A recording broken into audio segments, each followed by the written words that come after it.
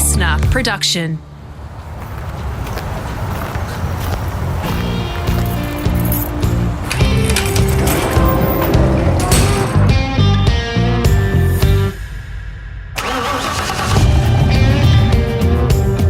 I'm automotive commentator and journalist Greg Rust, and this is Rusty's Garage.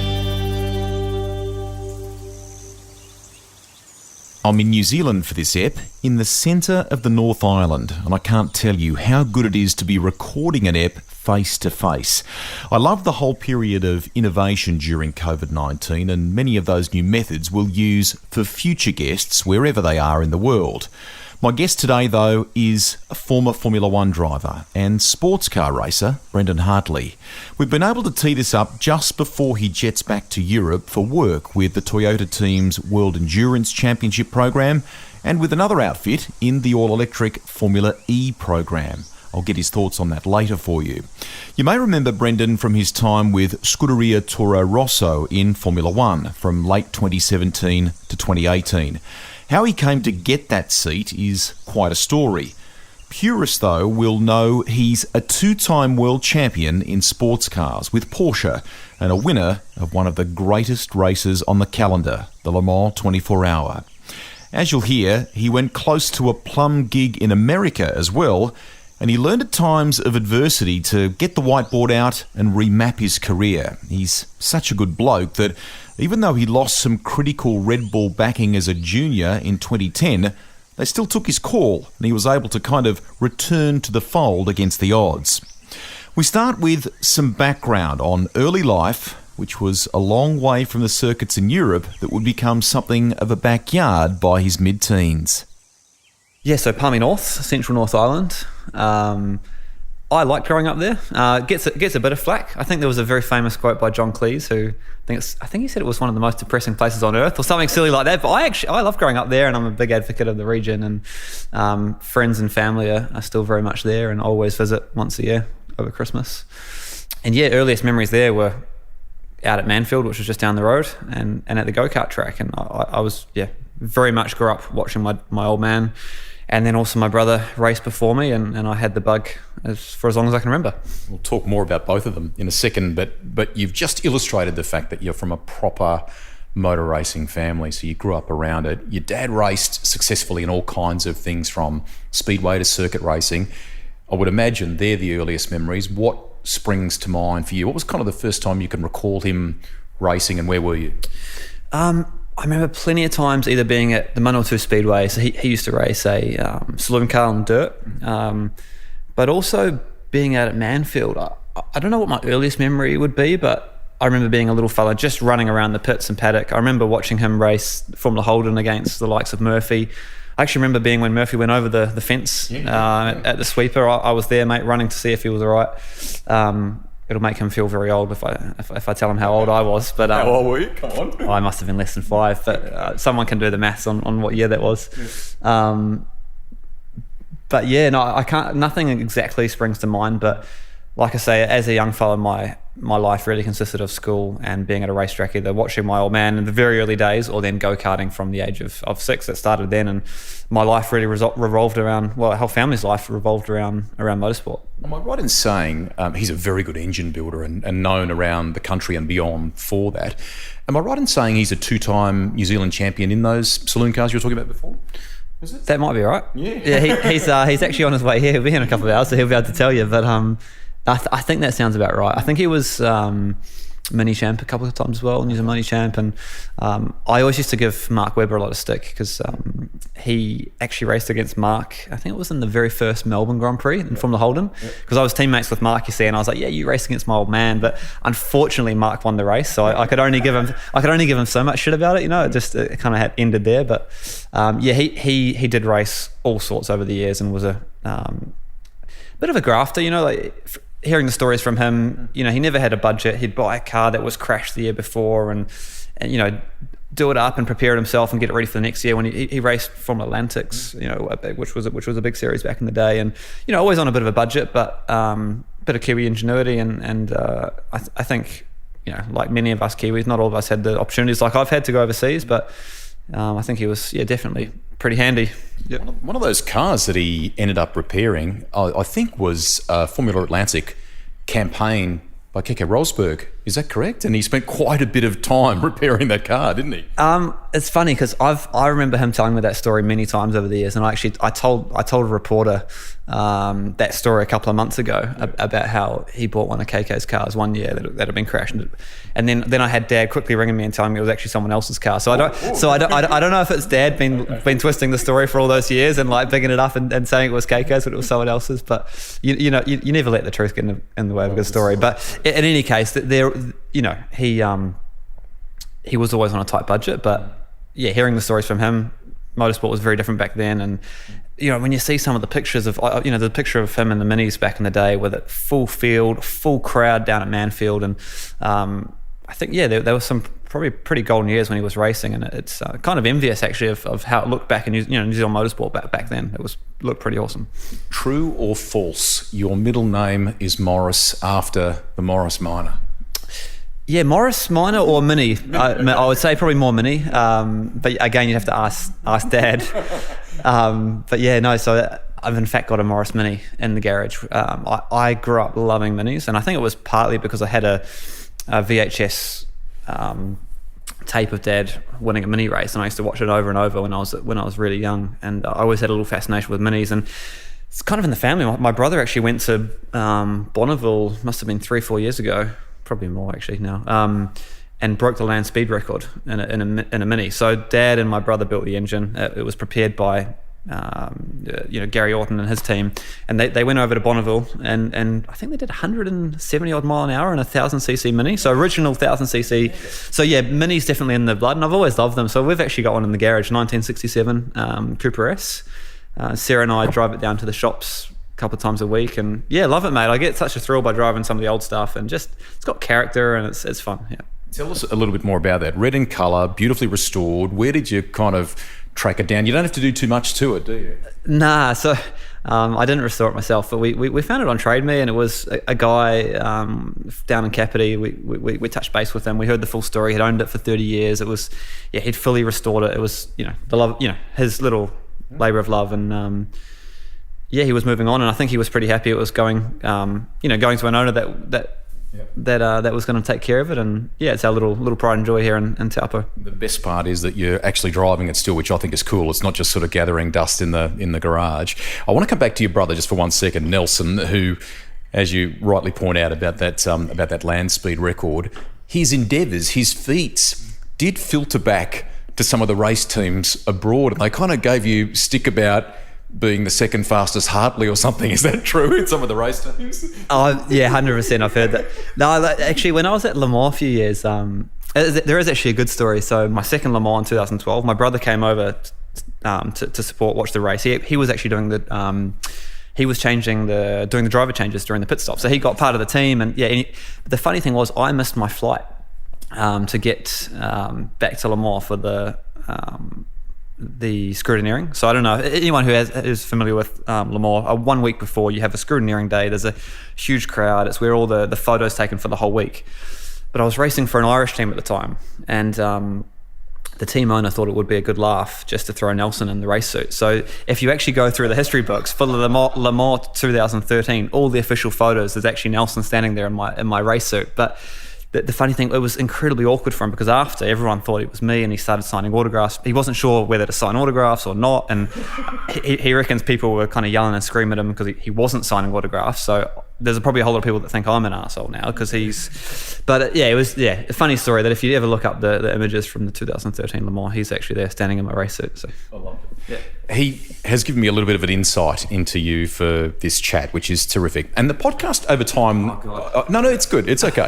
We've got a couple of good yarns. Don't believe everything you said, mate. Don't believe? Okay. The podcast at times ends up being athletes whose chosen path or tool just happens to be motor racing, and they still have an attachment or a love of cars. And there are others that are... I spoke to Dario Franchitti recently, who's just a diehard car guy. I sense in you love of car, but athlete, competitive spirit, real competitive spirit. And Nelson says, this started to come out at a very young age, and he recalls you guys going to your cousins for a Sunday roast lunch. And he reckons... I've heard the story. Really? So, yeah, Okay. He says you were playing some sort of Sega racing game back in the day. Oh, I have heard the story. I don't believe it, by the way. But go on. No. He's told the story lots of times, and I still don't believe him, but that's fine, yeah. You fill in the blanks for everyone. You go on. No, you go on. He claims that you're all lining up to have a go, and you were kind of 2 or 3 away in the queue from having your turn. Now you complete it. Whether it's factual or not, what do you reckon he says happened? He thinks I was so committed to getting my turn and obviously going for the fastest lap or biggest score or whatever it was that I ended up just peeing my pants, just to not lose my spot. That's what he claims. I mean, I would claim that's quite big dedication, and I'm sure athletes have done worse to succeed. But yeah, I'm not convinced that's a true story. But he does claim that happened. So he paid you a great compliment in the sense that he said, you're a really smart motor racer. A lot of that has come through experience over time, but the way you've applied yourself as well. But he could tell even from a young age the way you would take things in. 4-year age gap between you guys, and even when you first started, you were barely 6, I think, when you first started go-karting. But even then, he felt that you would be wandering around looking at his kart, which I would imagine was probably in a different class, and looking at things that were different and reasons why his may have been faster perhaps than yours. Yeah, I think I realised pretty early on that I was a very competitive person, as you said. And I think that is part of being any sports person. If you don't have that competitive drive, I mean, you need some sort of competitive drive. But I do always recollect my very first go-kart race. So I'd just turned 6. I'd been out to the go-kart track for my very first test day.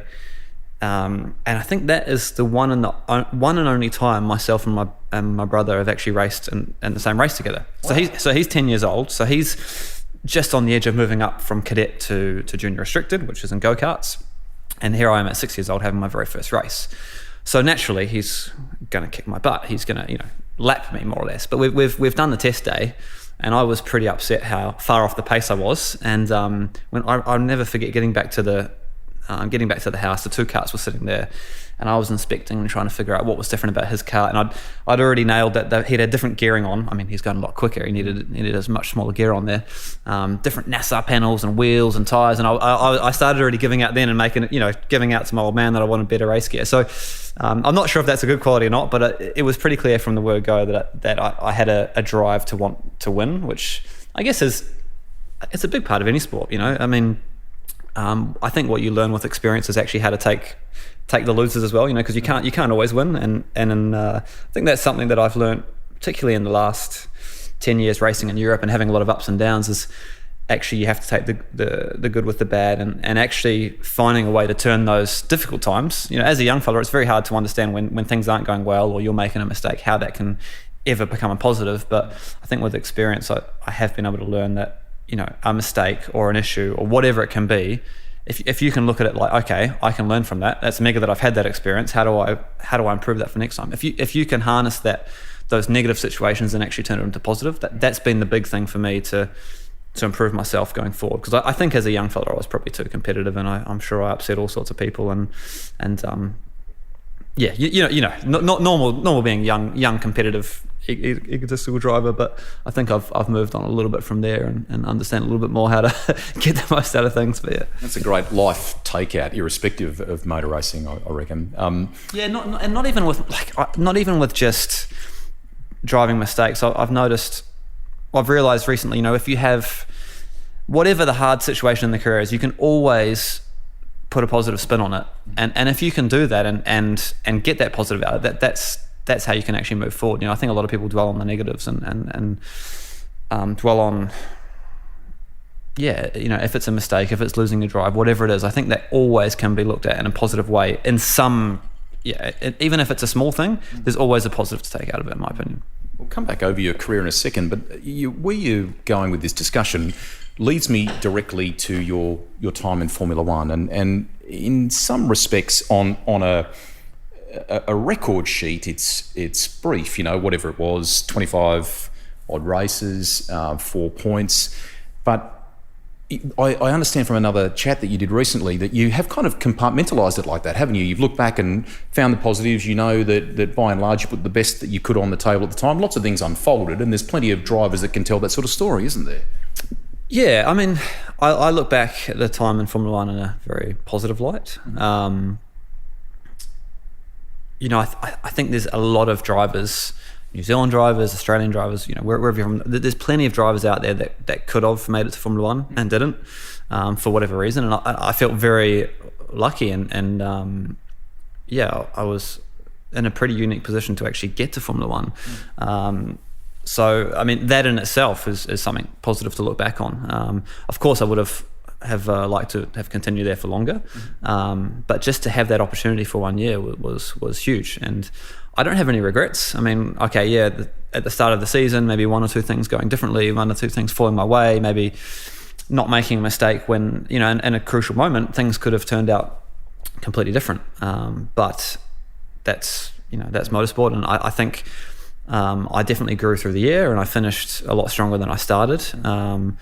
But it's not, you know, there's a lot more to Formula One. I don't want to go into all the politics, but yeah, I don't look back in a negative way, and I don't.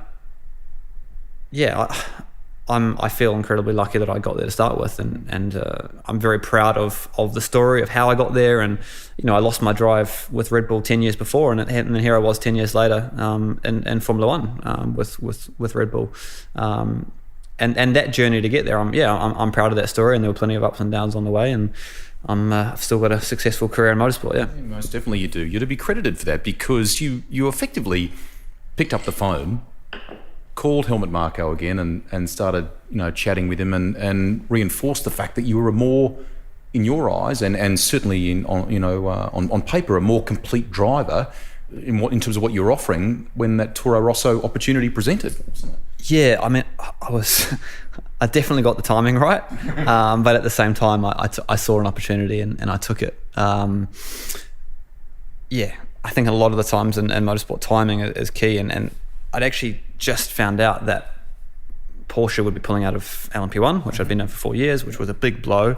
And again, I took that as an opportunity. Okay, so what's next? What opportunities are out there? And IndyCar was a potential, wasn't it? Yeah, another story. It's a long one, but I was pretty close to heading to the US as well, and even had a contract to be in the US. But yeah, the whole Formula One situation happened very quickly, but without making that phone call to Helmut Marko and just putting myself out there, it wouldn't have happened. And I think that even goes back to when I got the drive at Porsche. I think I was a bit of a wild card, and no one was really expecting me to get that drive. You know, they'd had 100 drivers call them up, a lot of people with endurance experience. I'd just come onto the endurance scene, but I did pick up the phone and make that phone call to Porsche. And I think that a lot of people don't sometimes take those opportunities or pick up the phone, or, you know, expect those opportunities to come to them without actually making an effort. So yeah, I think definitely timing was key, but yeah, at least I did pick up the phone and ask the question. So does that mean then, you know, hypothetically, that IndyCar is still on the box to be tick list for you? I mean, you're only 30 now. Yeah, it's not something I'm actively pursuing right now. So I'm really happy to be with Toyota and the WEC. So I'm back to Le Mans. I should have been there this weekend. I'm actually about to do the 24-hour virtual Le Mans. I'm sure you're probably going to ask me about some virtual stuff later. But hopefully the Le Mans 24-hour will take place at the end of the year. So I'm super happy to be back in endurance racing. And it's something I didn't dream up. I dream of racing as a kid, but it's something I fell in love with when I went to Le Mans for the first time. So I feel very happy to be back where I am and in that program. I think the future looks bright there. But, you know, a lot of people ask me about what the future holds, but you just never know. And that you know, the whole Formula One story is proof of that. You know, if you asked me 2 or 3 years before and asked, do I have a realistic chance of being in Formula One? I would have said, no, not really. But there I was, and I was there 2 years later. So, you know, you can never say never to any opportunity. But what I would say is right now I'm very happy with what I'm doing. And I think the recovery after losing my drive in Formula One, I couldn't be in a better place. I'm so happy to be back at the top level of endurance racing. I want to rewind the clock a little bit. You had a great opportunity present with Red Bull to go to Europe as a young man. You were, I think, 15 it's an incredibly tough system in many ways. But if you can get on board, it's immensely beneficial in that early part of your career. As a 15-year-old kid heading over, tell me how that felt, where you went for that assessment, that test, and how that all played out. So, 15 years old. Again, similar stories to what I said before about Porsche getting to Formula One. Together with Kenny Smith, who was helping me and mentoring me back then, we sent an email to Helmut Marko. We got his contact from a guy named Jeremy Shaw, who's an American, and he was bringing American drivers over. Yeah, great guy, and he brought American drivers over to New Zealand in Formula Ford, who I raced against. And he saw a bit of talent in me. I was doing a good job, and he was happy enough to pass on Helmut Marko's contact. So we sent an email to Helmut Marko, and you're going to laugh, but I don't remember the exact number, but I think we were looking for $10,000 or $15,000 worth of sponsorship. I mean, we just didn't have any money. We saw a few V8 supercar drivers popping up with Red Bull helmets. We said, okay, look, we were desperate for a bit of funding. We were doing Formula Ford with myself, my brother, and my father. We should talk about my brother later, because he's been without him, I definitely wouldn't have got to where I was today as well, with the help that he gave in those early days. But anyway, we were just looking for money. Sorry, this was actually in a year later. I was racing Toyota Racing Series. Mm-hmm. So we sent this email saying, take a look, I'm racing in New Zealand. Again, timing was great because Toyota Racing Series launched. It kind of went international. People were watching it all around the world. International drivers were coming over to race in New Zealand. It had cachet, didn't it? Yes. Yeah. I won the very first Toyota Racing Series race. And about 2 or 3 months after we sent that original email, just looking for a bit of Red Bull sponsorship, we got sent back what felt like a 100-page contract. And as a 15-year-old, I didn't, it was incredibly overwhelming to try and understand what that meant, and going through all the clauses. And that was definitely the first time I'd ever seen a contract or tried to understand one. But basically what the contract was an opportunity to fly to Europe and do a young driver test. Mm-hmm.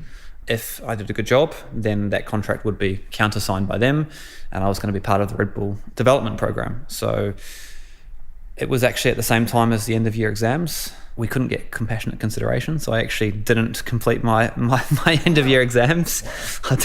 Actually, the school in general was very supportive, so I shouldn't. I'm not trying to have a go at them. They were very supportive of all my racing exploits. All the weekends away and Fridays away. So I didn't complete the end of year exams. Flew to Estoril. There was about 20 drivers, and I was one of the 4 selected, and that was it. We were signed with Red Bull, and I left home, friends, school, family at the following year. So I was then 16. But looking back on it, the thing that sometimes surprises me is that there was no question at that time. It was, there was no discussion with my parents. It was such a big opportunity. It was such an opportunity that we would, I don't come from a family with a lot of money.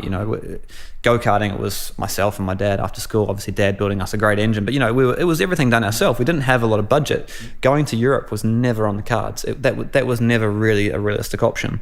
So that when this opportunity presented itself, there was, from my mum, there was no discussion about me leaving. And looking now and chatting to a 15 or 16-year-old, I say, wow, like I was that young when I hopped on a plane and left to go to the other side of the world. And although I was pretty handy with numbers at school, I was one of the top at my school at maths, I was terrible at language and probably worse at geography. So half these countries I was now going and driving, and I could barely locate on the map. I'd never heard of them before. So it was pretty green, and it was a pretty steep learning experience. But long time ago.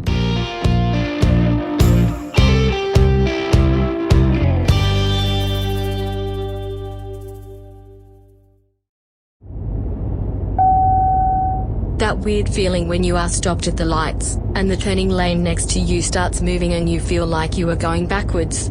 So you push the braking harder. You know what I'm talking about. Let's expand on Nelson for a moment, your brother. He's gone on to do some great things as an engineer, very good racer, himself. I think he's back doing some karting at the moment and actually really enjoying it.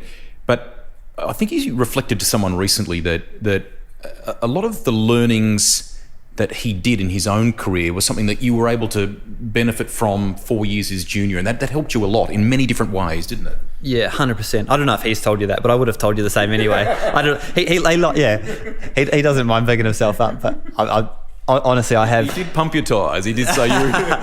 No, I was going to say that anyway, and I felt very lucky throughout my whole career because he was 4 years ahead of me, so. Himself and my dad would spend 4 years, if it was developing, go-karting, perfecting everything, then I would kind of come along and have the finished product, which probably goes in hand wide. He's ended up as an incredible engineer. Yes. I rate him so highly, and it pains me that, I think he's going to have a big break very shortly because I know what he's capable of as an engineer. I mean, what he's pumping out in terms of engines and designing products. Got a 5-axis CNC machine. He's 3D printing things he's a one-man show in terms of the design process, and I have incredible respect for what he's able to do, and he's got a lot of exciting projects coming up. But I think that kind of goes hand in hand. He was always the engineer in developing this finished products. Like Formula Ford, he did 3 or 4 years of it, and then here I came along as a pesky 13-year-old, hopped in the finished product. I think I won my first race out at Mansfield, but I didn't have to go through that whole development process. So yeah, I was fortunate to kind of follow in his footsteps. I was definitely lucky to get the hand-me-downs. You normally don't want the hand-me-downs, but in this case, it was definitely a good thing to get the hand-me-downs from my big brother who'd spent all that time developing it. Yeah. When you got to Oschersleben, you couldn't drive a car. You weren't technically old enough in Europe to do that, but you were back home here in New Zealand. And am I right in saying you had a little Honda Civic? Was that your first car? What was your first car? First car was a Honda Civic, yeah. So I must have had that, I think I must have my license at 15 in New Zealand, is that right? Yeah, 15, yeah. I don't know if it's changed now. So yeah, I had a Honda Civic, and then, as you say, moving to Europe, I was too young to drive. I think I could have had a scooter, but I didn't. So yeah, moving to Oschersleben, which, if anyone doesn't know, that's in East Germany. There's a racetrack there. It's the middle of nowhere. It's not really somewhere you would go to live, other than if there's a reason to be there. So that was the race team, was 2 minutes down the road. You literally lived at correct me if I'm wrong, at the workshop, did you, more or less? Yeah, not far off, to be honest. With a couple of other drivers. So I was with an Australian driver, actually, Nathan Antunes, and an American driver, John Edwards. All Red Bull drivers. Yeah, BMW driver. So we had a good fun together. We used to hop on the train and go to the closest town, Magdeburg. We'd hop on we had our push bikes. No one spoke a word of English in the whole town. But yeah, it was a big learning experience in that first year, thinking, I traveled all around Europe and discovered all these countries.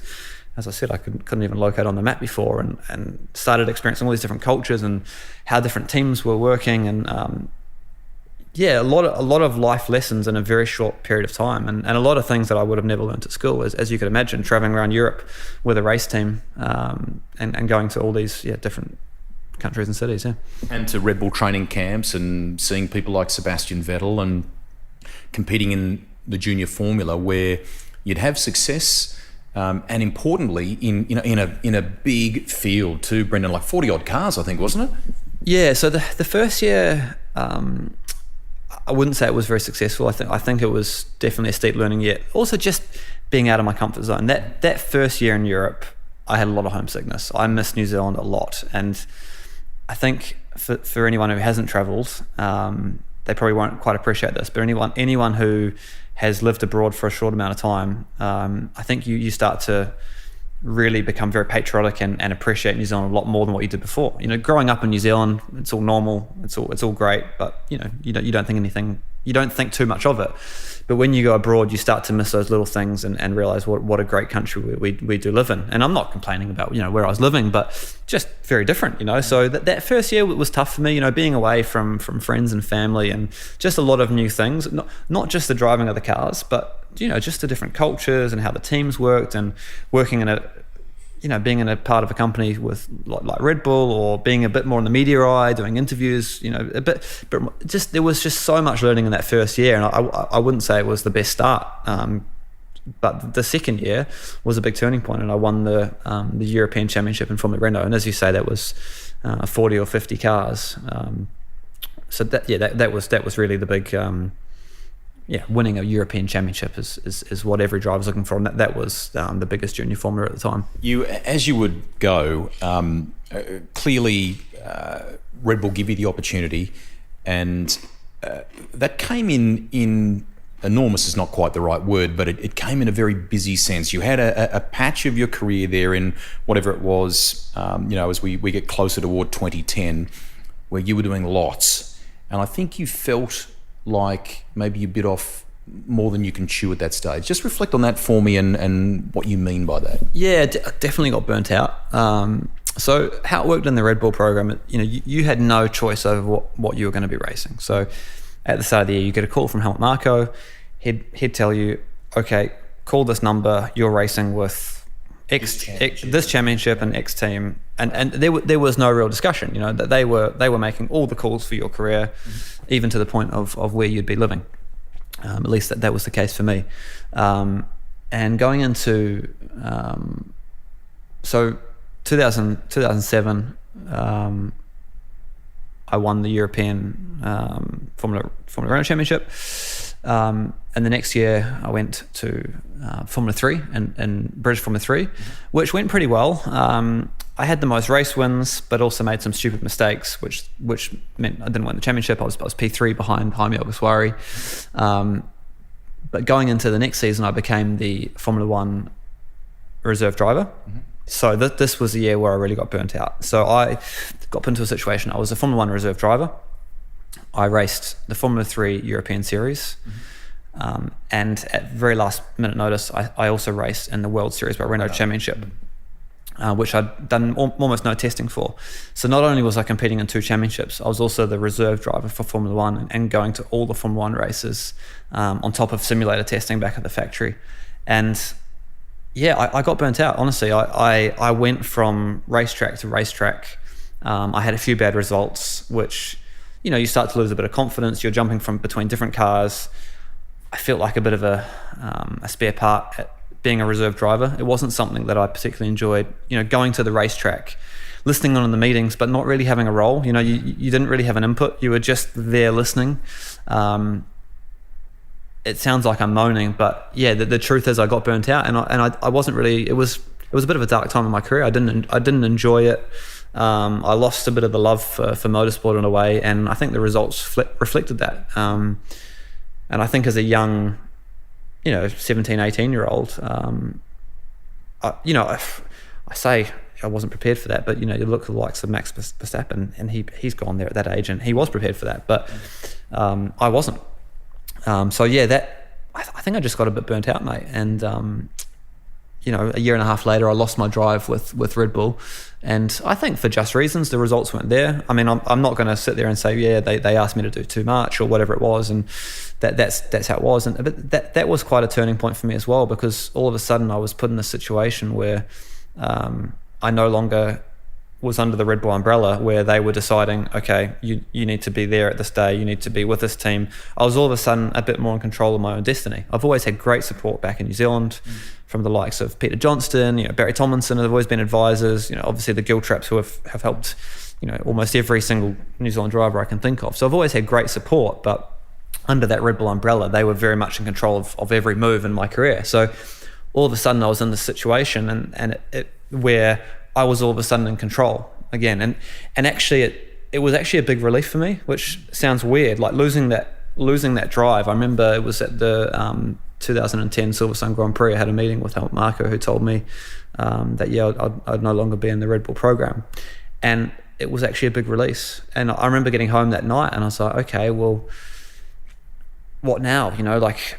I was very much on the edge of coming home to New Zealand. That wasn't in my head at the moment. It was like, no, I'm not going home. But obviously I didn't have money to keep supporting myself to be in Europe. But I still had this sense of relief, and that I was now in control. So chatting to a lot of my advisors in New Zealand, one of the advice from Peter Johnston was like, okay, get a whiteboard and just start marking up all the contacts that you've made over the last 4 or 5 years in Europe. And that's what I did. And I started picking up the phone for the first time in my career. That was never something I had to do before. And just embraced it. I grafted. I got an odd drive here and there. I picked up a role at the Mercedes Formula 1 team, so I became one of their test drivers, which I continued for 3 or 4 years. So that became a big part of my income. You know, that was that's what supported me to live. And my wife Sarah worked at a restaurant, so you know we were scraping to get by. We didn't have any money, and you know I was grafting to just find those drives here and there, but it's hard to explain, but just being a bit more in control of my own career, it did change my outlook. And I guess I realized very quickly that I 100% wanted to find a way to restore my career. And I think the big turning point for me was going to endurance racing as well. So a year and a half later, I turned up to the official test for the LMP2 endurance racing at Paul Ricard. I arrived with my helmet, some cash, so to speak. Well, a bank account that I knew I had a couple of €1,000 in. I walked up and down. But unannounced. You kind of like just you rocked up and sort of started knocking on garage doors. What did you do? Effectively, yeah. So I was in touch with one team who would potentially put me in a car for a test. So although I had a bit of a reputation in single seaters, endurance is a whole new world. You know, it's a different, almost a different sport in a way. You know that you need to prove yourself again in endurance. So I basically went up and down the pit lane, introduced myself to every single team owner. But the one team that I had been in contact with before, I paid a small amount of money to do 30 laps in the car with one set of tyres, did a mega job, and that turned into a race drive with another team that I met on the day. Was a guy named Greg Murphy, believe it or not, an Irishman. He met me on that day, saw what I did, and about a month later I did my very first endurance race, and 2 or 3 months later my very first Le Mans 24-hour. That was a big turning point for me. I fell in love with endurance racing, the team element, working with teammates for a common goal, you know, sharing all that information, that camaraderie, the endurance side of it too. I found Le Mans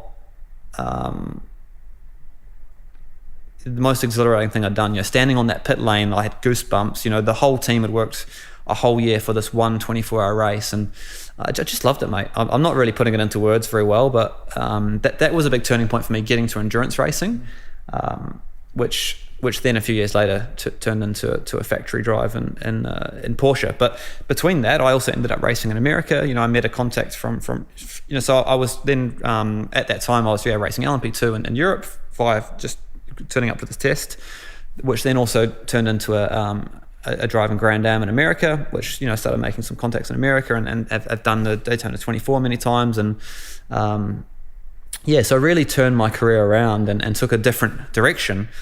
But the crazy thing was, you know, 7, 8 years later, I actually ended up back in Formula One, and I grew so much in that time of actually being in control of my own destiny and having to make those calls, and Sarah becoming a bit more part of the team. You know, Sarah moved over to live with me in Europe. You know, we've been together a long time, but you know, during that time we became more of a team because we were all of a sudden working together. You know, she's now in charge of logistics, and she deals with you know, sponsors or the team on different elements. So you know, my whole life changed in that moment, and in some ways for the better. And I'm not saying, look, I'm happy Red Bull dropped me, but in some ways I probably needed that. I needed a bit of a shift, and I was just in a bit of a rut. Yeah, I know I probably haven't explained it very well, mate. I disagree. I think you have, because you've given us a sense of finding the hunger again, which I like. The fact that you didn't lose the love of motor racing. If anything, it started a new love affair in a different sense. You clearly hadn't contemplated endurance racing, and you know, you would have known what Le Mans was about and things like that, but it opened your eyes and you fell in love with it again, which I think is terrific. Yeah, and that's absolutely genuine, and I get goosebumps even just thinking about Le Mans now. And it's funny because I grew up dreaming of Formula One, and I'm lucky enough that I've raced at Le Mans and I've raced in Formula One, but still for me nothing compares to standing on that grid at Le Mans, with the whole grandstands full. I'll never forget my first time with Porsche, seeing the Porsche flags being waved, and that feeling of representing the brand. And I'll just that moment will never pass my memory. And I didn't have that. I mean, it was incredible to be a Formula One driver too, but that electric feeling and that that atmosphere I never experienced in Formula One, believe it or not, which is weird because that's what I grew up dreaming of. And I still love my time in Formula One. I cherished it. You know, the Monaco Grand Prix, driving a Formula One car around Monaco, or my very first time in a Formula One race at Austin. I mean, these sensations are also absolutely incredible, but just from a pure emotional point of view, I have this real love affair with the Le Mans 24 Hour. But that's not to take anything away from Formula One, because that's another story altogether, which was also incredible, and so many elements of it. Yeah. I reckon you've balanced your answer very well there. Most would respect that. I was under the podium at Le Mans in 2015. You were second that year. Yep. with Mark Webber and Timo Bernhard. You would go on to win that race. But I want to just touch on a couple of things here, because you've raised Porsche. Firstly, that trio, that partnership. I mean, you talk about team in motor racing, great team of drivers and an incredible team of people behind the scenes at Porsche. And that was something really special, wasn't it? Yeah, so becoming a factory Porsche driver, definitely those first few years taught me a huge amount as well. So dealing with such a professional company, such a big company, wearing that badge, you have some sense of you have a sense of responsibility. Then also such a professional environment, you've got 100 engineers at the racetrack that you're, learning how to deal with that, because, you have to put your feedback in the right structure to the right people. There's a system in place, and that's where Mark Webber definitely helped me a huge amount, is just how to manage that team element, how to manage myself in such an environment. And but yeah, the team element and endurance is special, particularly with the drivers. Like you say, with Mark and Timo, we became best friends. We didn't really know each other very well before that, but when you're sharing a race car week in, week out, and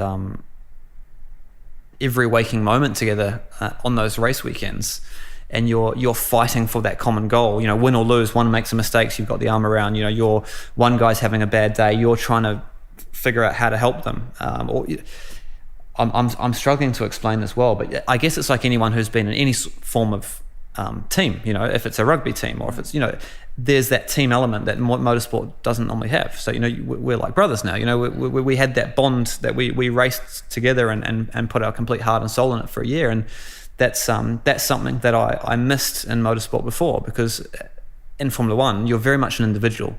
Yes, there's a huge team. It is very much a team sport, but it does feel more of an individual sport. It's more about an individual driver, where you've got three of you and you're working together. It just adds this whole other element that I very much enjoy.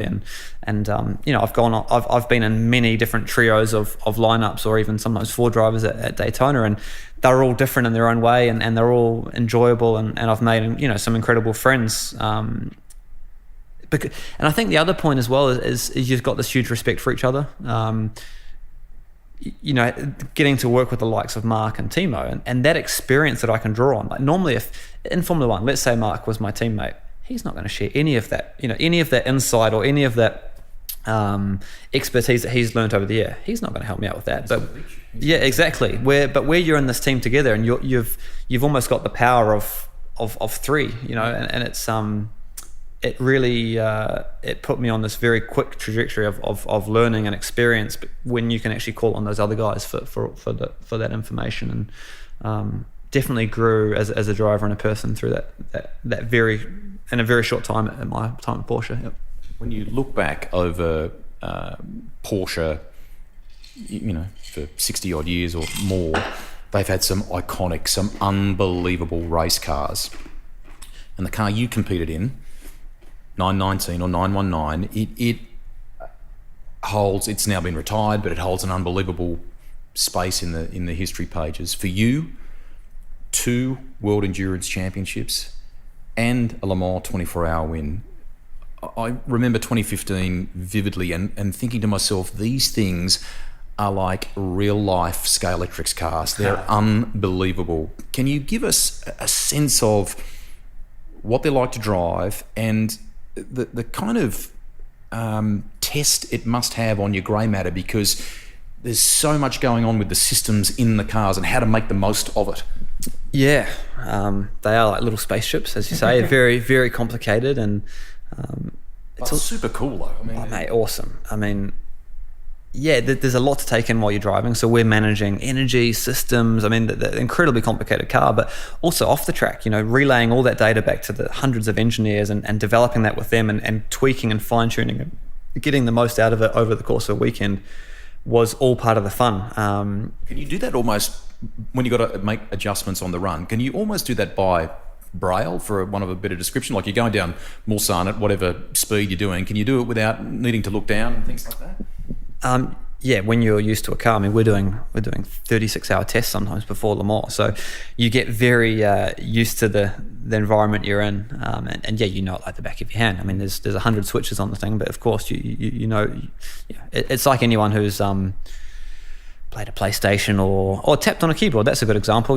People can write on a keyboard without looking. It's the same thing in the end. It becomes an extension of your body, which is very much the case in a race car.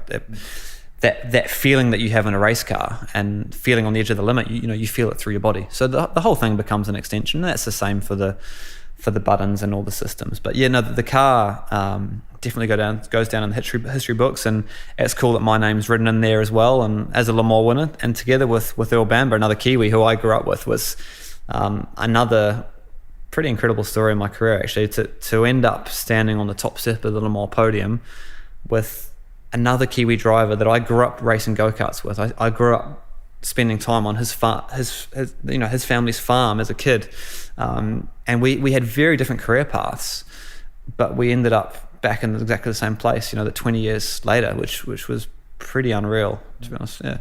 You summed up before the atmosphere of the event. I mean, it's, what are we talking? 200,000 odd people at Le Mans. Immense passion, immense history at that event, and it's grueling just as a spectator to try and stay awake for 24 hours is tough, let alone for you all competing in it. It's in the trio, Monaco Grand Prix, Le Mans 24-hour, Indianapolis 500. It's a very special race to win, Brendon, isn't it? Yeah, no, you're right. And obviously I competed at the Monaco Grand Prix as well. There's obviously a couple of drivers going after the Triple Crown. I think Montoya has won Indy and Monaco, and Fernando's now won Le Mans and Monaco. So I think there's a couple of people in history to win all three. Very, very few though. Very few. Very special. Yeah. So very lucky to have competed in two of them. But as I said before, Le Mans definitely holds a special place. And yeah, I'm just thinking about it now. I mean, the virtual one's going to be cool tomorrow, but I really hope we get back there at the end of the year. That's the end of part one of my chat with Kiwi racer Brendon Hartley. Make sure you head back to the library and check out the second instalment.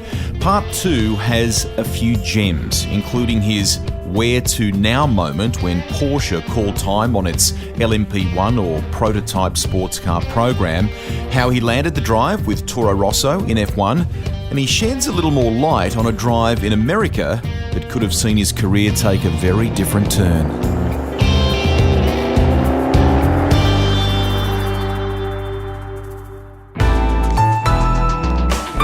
Listener.